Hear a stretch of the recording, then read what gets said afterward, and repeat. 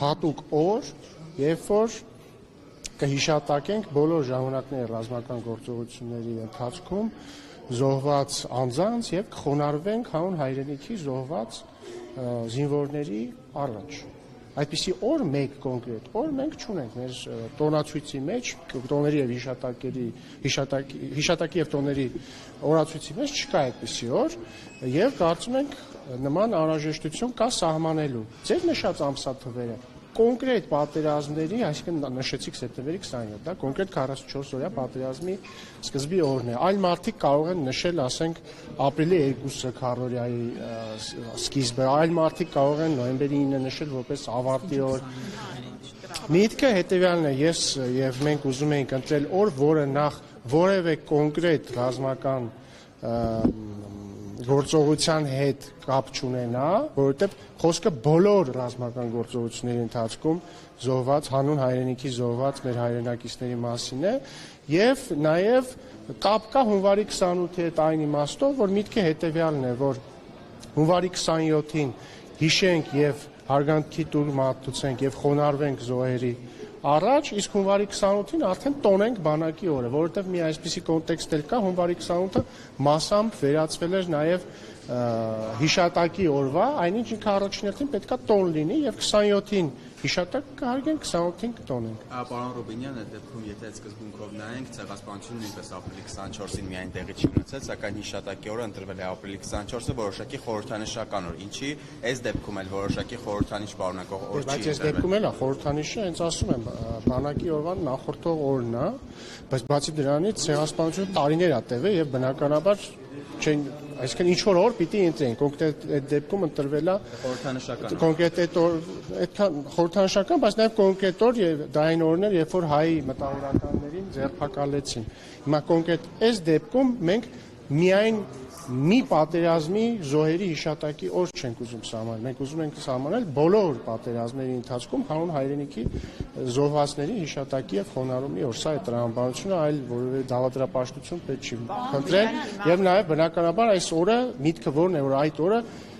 հիշատակվեն եւ բոլորը խոնարհվեն բոլոր ժամանակների զոհերի առաջ, այդ թվում 44-օրյա պատերազմի եւ բնականաբար քանի որ դա ամենաթարմն է եւ 23 թվականի իրադարձությունները ամենաթարմն են, բնականաբար մարդիկ առաջին հերթին այդ ժամանակաշրջանի զոհերին են հիշել։ Պարոն Ռուբինյան, հիմա ժողովրդի լեգիտիմություններ են ընթանում, մյուս ֆրակցիաները հաստատ պաշտոնապես արդեն միացավ, դրսում կան հավաքված մարդիկ, ու բոլորի պահանջը նույնն ասում են, որ հաշվառություն հայտնել, հեռանա, ձևավորություն, Ես հակընդդեմ առաջարկում եմ, որպեսզի Սերժ Սարգսյանն ու Ռոբերտ Քոչարյանը հայտարարեն, որ դուրս են գալիս քաղաքականությունից, որպես երկար տարիների Հայաստանը կեղեքած կոռուպցիոն համակարգի հիմնադիրներ եւ ղեկավարներ եւ նաեւ ընտրակեղծարներ, առաջարկում եմ, որ հայ հեղափոխական դաշնակցությունը առաջարկում եմ, որ հայ հեղափոխական դաշնակցությունը ինքնալուծարվի, որովհետեւ դա մի կուսակցություն է, որը իր 004 շրջաբերականով ֆիքսել է, որ իր նպատակն է Հայաստանի անկախությունից հրաժարվելը, հետո կխոսենք։ Մարդկանց մեղադրում եք մի բանի մեջ։ Մենք կհեռանանք իշխանությունից այն ժամանակ, երբ ժողովուրդը կասի, որ մենք այլևս չի ուզում, որ մենք լինենք իշխանություն։ Դրա մեխանիզմը հայտնի է, դա ընտրություններն են։ Ընտրությունները տեղի են ունենալու, բայց կթողեք խոսեմ։ Ինչ տվեք հարցը ձեր։ Հակադարձեք։ Կոռուպցիային, չգիտեմ ինչ չվարկեցիք նրանց վերաբերյալ, բայց չկա նման դատարանի որոշում։ Հիմա դուք ինչու եք հայտարարում մի բան, որը Պարոն Ղարաբազյան, եթե ես ճիշտ եմ հիշում, դուք օրինակ Սերժ Սարգսյանի նախագահության տարիներին որպես լրագրող գրում էիք այդ թվում իշխանությունների կոռուպցիայի մասին։ Ինչի էիք գրում։ Ինչի եք գրում, փաստեր ունեք։ Չէ, մի վայրկյան ինչի եք գրում։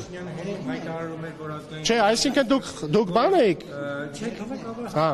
Բայց հիմա այսքան բան է, ես եմ լրագրողը։ Լավ, խնդրեմ։ Նիկոլ Փաշինյանը դիմադիր պատգամավորական ժողովից հայտարարում է, որ Սաշիկ Սարգսյանը բիզնեսի 50% ես դա որպես լրագրող։ Լավ, հիմա ես ճիշտ եմ հասկանում, որ դուք, չէ, դուք ձեր անունցել եք գրում, բայց ես ճիշտ եմ հասկանում, որ դուք հիմա լրագրողները, այստեղ կոնսենսուս կա, որ օրինակ Սերժ Սարգսյանը եւ Հանրապետական կուսակցությունը ընտրակեղծա։ Մի վայրկյան։ ընտրակեղծարարներ չեն եւ կոռումպացված չեն եղել։ Եթե դա է ձեր կոնսենսուսը, ուրեմն դուք ընդհանրապես կապ չունեք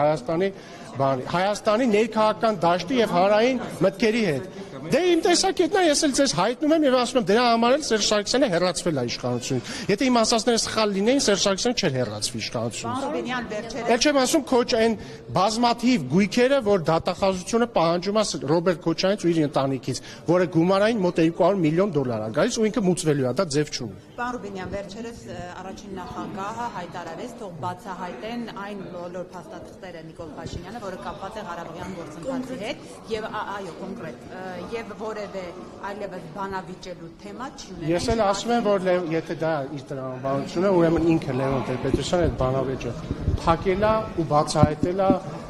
բոլոր փաստաթղթերի բովանդակությունը 97 թվականից սկսած, որովհետև 2012 թվականին Լևոն Տեր-Պետրոսյանը բառացի ասել է հետևյալը, խոսելով մադրիդյան սկզբունքների մասին ու քննադատելով դրանք, ասել է, որ մադրիդյան սկզբունքները նշանակում են միայն մեկ բան, այնտեղ, քանի որ մադրիդյան սկզբունքներում տարածքային ամբողջականության սկզբունքը դրված է ազգերի ինքնորոշման սկզբունքի հետ միասին, այս երկու սկզբունքների միատեղումը կարող է նշանակել միայն մեկ բան՝ Լեռնային Ղարաբաղի ինքնորոշում Ադրբեջանի կազմում, Լեռնային Ղարաբաղ որպես ավտոնոմիա, ինքնավարություն Ադրբեջանի կազմում։ Հետևաբար Լևոն Տեր-Պետրոսյանը իդեպ ճշմարտացիորեն, ինչ ասել է ճիշտ է ասել։ Դեռևս 2012 թվականին ֆիքսել է, որ մադրիդյան սկզբունքները, իսկ հիշեցնում եմ, մադրիդյան սկզբունքների ընդունումից հետո բոլոր բանակցային փաստաթղթերը հիմնված են եղել մադրիդյան սկզբունքների հիման վրա, ենթադրել են Լեռնային Ղարաբաղ Ադրբեջանի կազմում, իդեպ բանավեճի ամբողջ թեման ինչից էր բացվել,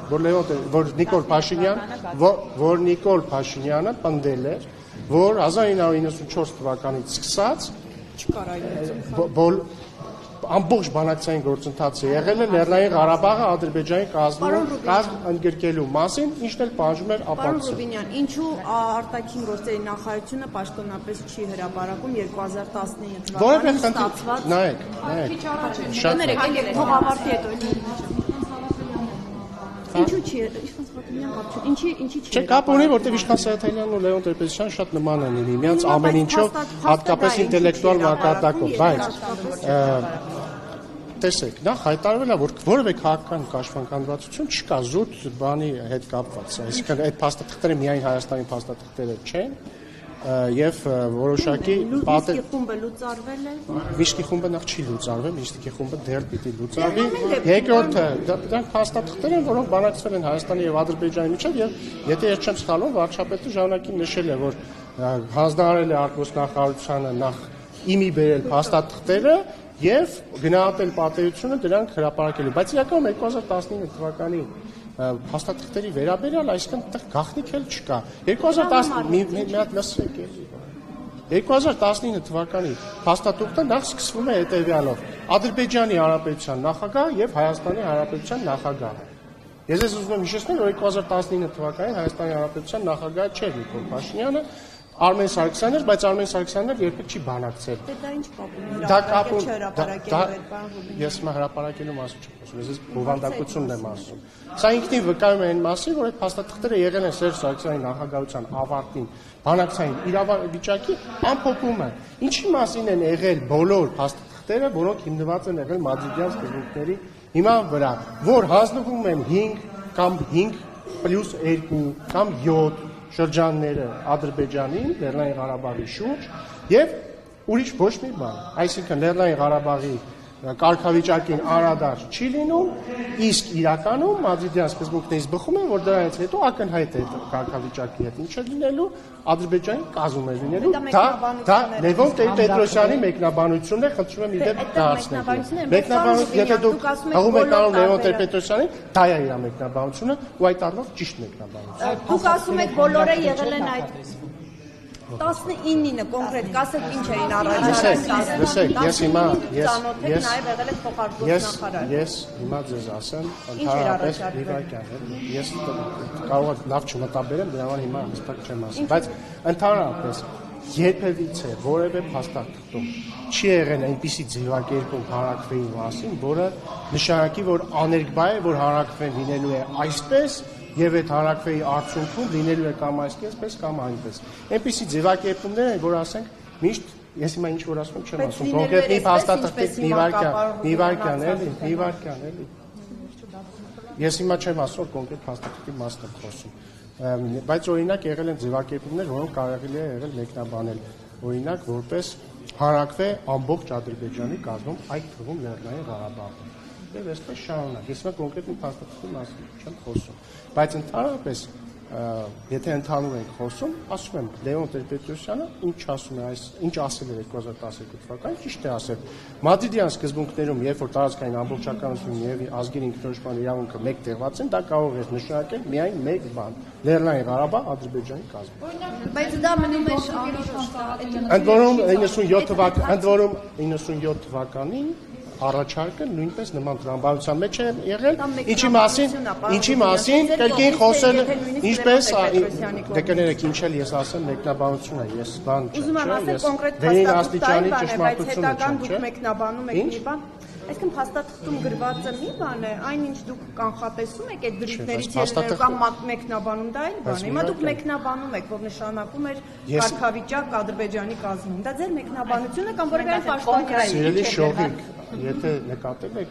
աշխարհը եւ իրականությունը կազմված են սուբյեկտիվ մեկնաբանություններից եւ ինչ էլ ասեմ լինելու է իմ մեկնաբանությունը։ Չէ, բայց օրինակ հիմա որ նույն այդ Վաշինգտոնյան համաձայնությունների հետ կապված մեկնաբանություններ հնչում դուք զայրանում եք կամ նախատում որտեղ դրանք սխալ մեկնաբանություններ են։ Հիմա դուք գնահատեք իմ մեկնաբանությունը ճիշտ է կամ թե սխալ, բայց կարող եք նաեւ բայց սա այն քիչ դեպքերից մեկն է, որ մեր մեկնաբանությունները համընկնում են նաեւ Լևոն Տեր-Պետրոսյանի մեկնաբանությունները։ Իսկ ես գիտեմ, որ Ազատություն ռադիոկայանը շատ է գնահատում Լևոն Տեր-Պետրոսյանի մեկնաբանությունները, համարում է դրանք վերին աստիճանի ճշմարտություն, հետեւաբար այստեղ դուք մի վիճեք, գոնե թող մյուսները։ Հերթով էլի։ Սաղաթելյանի մեկնաբանությունը։ Ինչ չլսեցի։ Գնահատեք, խնդրում եմ ձեր գործընկեր Իշխան Սաղաթելյանի մեկնաբանությունը 2019 թվականին հունիսին։ Դե մեկնաբանեցի էլի, ինչը Լևոն Տեր-Պետրոսյանին մեկնաբանեցի, նույնն է։ Հա։ Շատ ավելի լավ, շահեկան պայմաններ էր առաջարկում Հայաստանին, լուծելու Լեռնային Ղարաբաղից, բայց դուք գաղափարվեցիք։ Դե շուտ է ասում։ Հարցրեցի, թե ինչ շահեկան դրույթների մասին է խոսքը, ձևակերպումների մասին, ասաց որ սա Լսեք, մենք մեր իշխանության օրոք չենք մերժել Լեռնային Ղարաբաղի հակամարտության կարգավորման որևէ առաջարկ։ Վերջ։ Հետևաբար ամեն ինչ որ ասում է սրան հակառակ սուտ է։ Պարոն Ռոբինյան, Լևոն Տեր-Պետրոսյանն ասում է, որ Նիկոլ Փաշինյանը իր պատվավոր տեղը կունենա դավաճանների շարքում, տալով Ֆրանգուլյանի վասակցությունը եւ Ես էլ ասում եմ, որ Լևոն Տեր-Պետրոսյանը իր պատվավոր տեղը կունենա մոնղոլ թաթարական արշավանքների հրամանատարներ Ռոբերտ Քոչարյանի եւ Սերժ Սարգսյանի կողքին։ Պարոն Ռոբինյան, ձեր խմբակցության անդամներից շատ Որովհետեւ իրենց պես ընտրակեղծարարը եւ իրենց պես Հայաստանին մեղադրել է Ադրբեջանի դեմ պատերազմ հայտարարել։ 2008 գիտեիք, որ Լևոն Տեր-Պետրոսյանը ընտրակեղծարար է պարոն։ Այո։ Դա է, ձեր խմբակցության Իսկ ինչու էիք մասնակցում այդ ցույցերին։ Նախ դուք ինչ գիտեք ես մասնակցել եք, թե մասնակցել 17 տարեկան եմ եւ մասնակցել եմ, որովհետեւ համարել եմ, որ դա հնարավոր ամենառեալիստական ճանապարհն է ազատվել ընտրակեղծարարների դեմ, ճիշտ է։ Այո, բայց փորձ ցույց տվեց, որ սխալ է անում, որովհետեւ փաստորեն նրանք չեն ուղղվում երբեք։ Ես թվում էր, որ Լևոն Տեր-Պետրոսյանը գուցե ուղղվել է, բայց փորձ ցույց տվեց, որ ինքը անուղղելի է։ Ձեր խմբակցության շատերն է փաստորեն սխալ է, որովհետեւ ձեր կուսակցությունում շատ է Լևոն Տեր-Պետրոսյանի երիտասարդական թևի ներկայացուցիչներ։ Գուցե, ես ուզում եմ հիշեցնել, որ իմ հայրը Լևոն Տեր-Պետրոսյանի թիմակիցն է եղել մինչև 2011 թվականը, եթե նկատեցիք, ասացի մինչև 2011 թվականն է եղել, եւ ինքը գաղափարական տարաձայնություններ ունեցել է եւ դուրս է եկել, եւ եթե դուք ձեզ թվում է, որ այս բաները հիշեցնելով դուք պետք է ինձ ծանր իրավիճակի մեջ գցեք, բացարձակ չեք